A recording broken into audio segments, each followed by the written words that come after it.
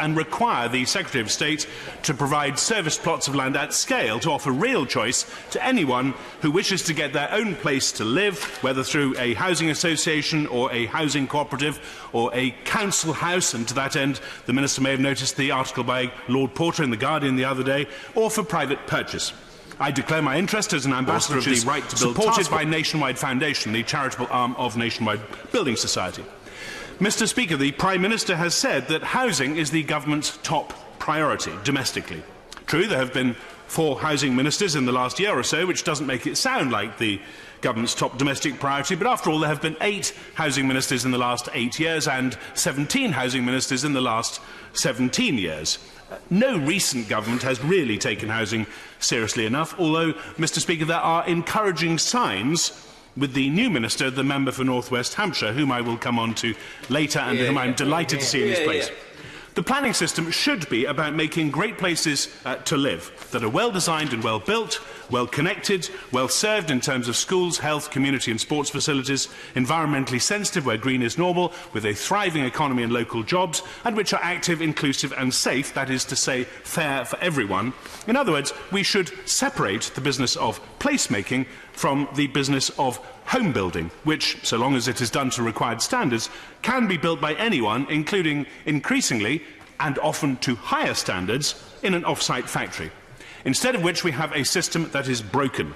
According to the National Audit Office, 74% of the government's housing budget goes on housing benefit, which is 3% of all public expenditure. 86% of people would like to own their own home, but despite this, home ownership is falling.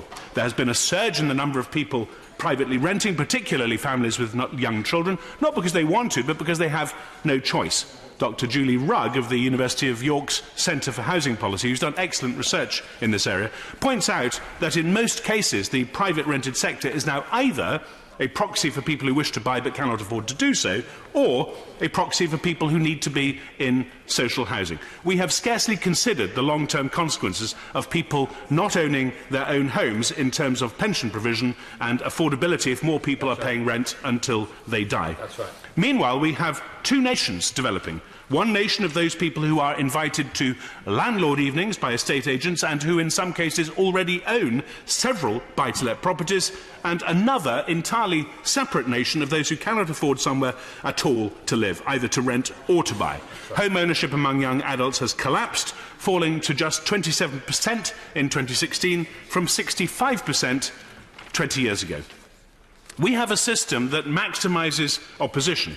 I have yet to meet the grandmother whose daughter has just had a second baby, who does not want her daughter's family to have a good home.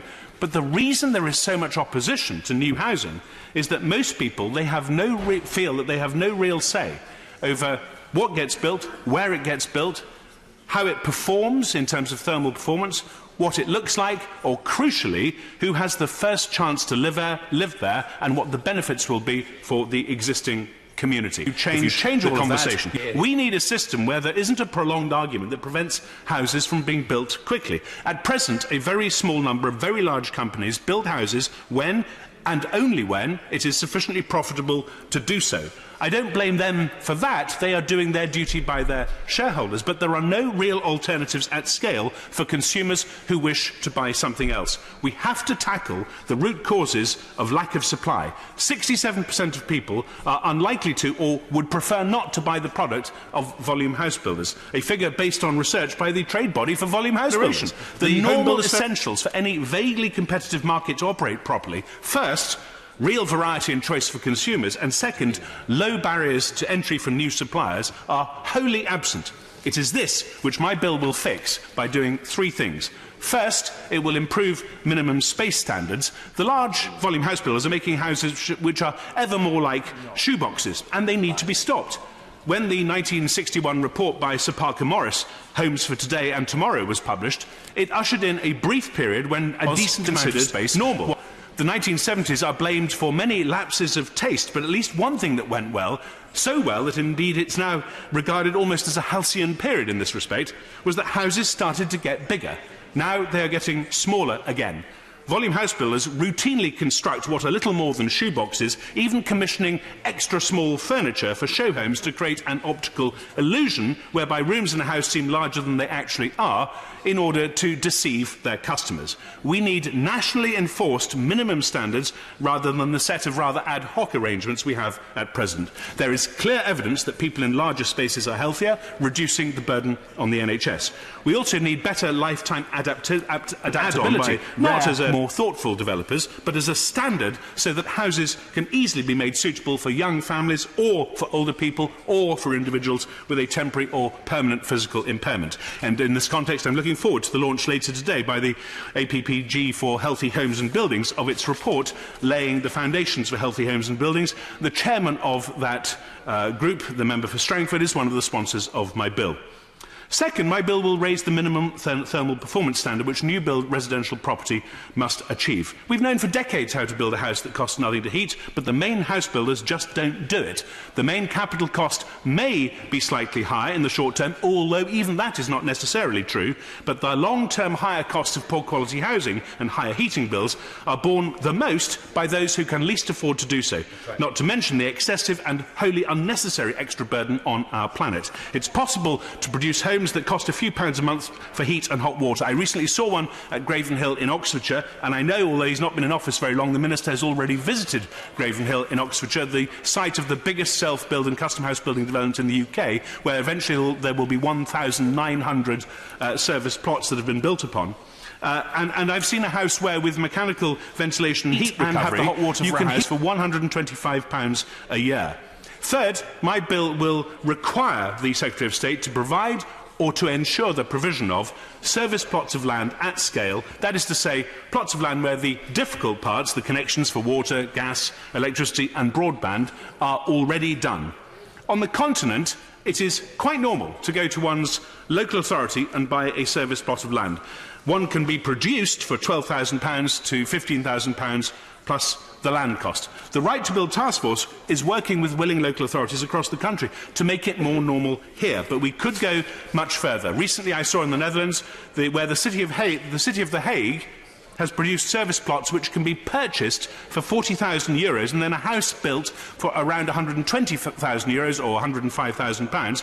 If somebody can't afford to buy a plot, they can rent it later. Another innovative scheme in the Netherlands, known as Ik Bouw Betaalbaar, I Build Affordable, takes people on limited incomes who are on the housing register and helps them to bring forward their own affordable scheme to their own design, something which, as I say, Lord Porter referred to in the newspaper the other day, in The Guardian.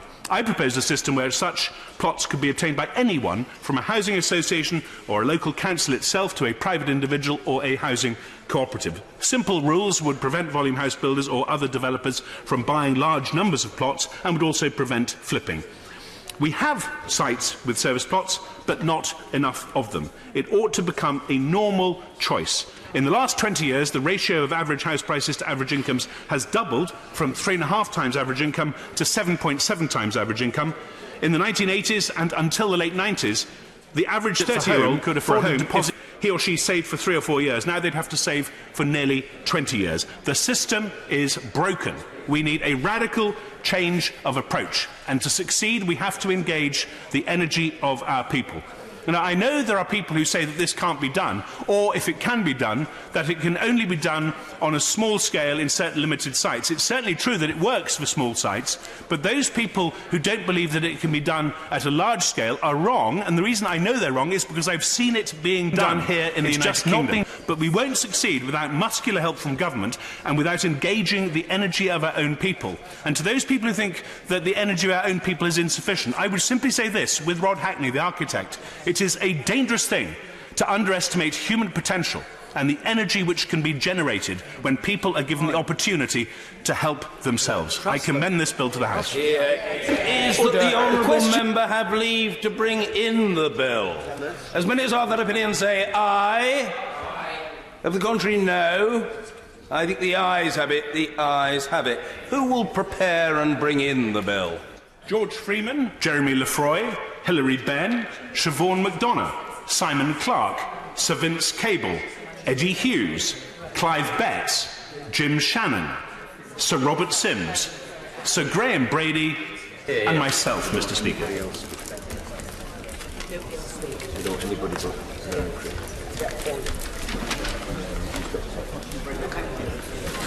Mr. Richard Bacon.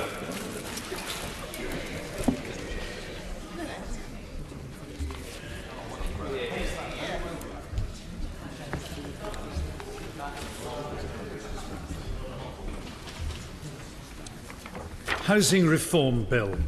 Second reading what day? Friday the 23rd of Friday November. the 23rd of November. Thank you.